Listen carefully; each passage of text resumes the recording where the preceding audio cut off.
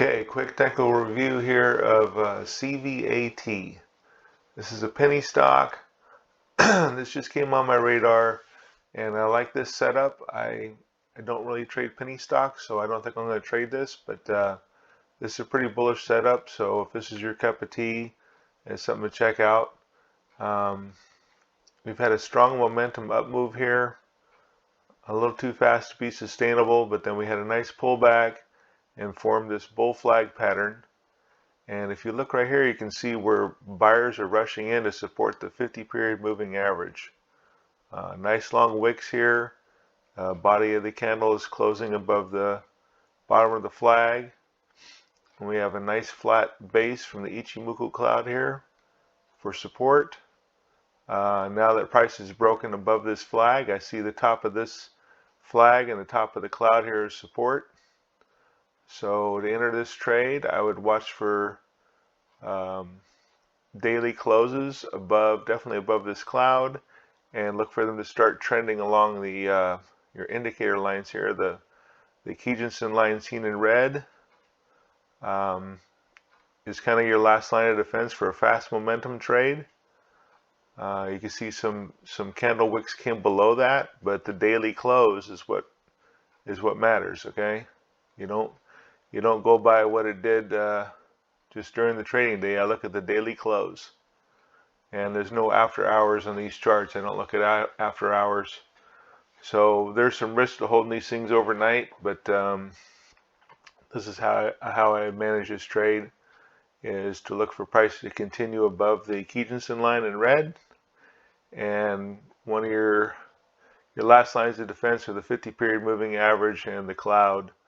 Now the clouds are going to be way over here, so really the top of the cloud right here is a good basis for the trade.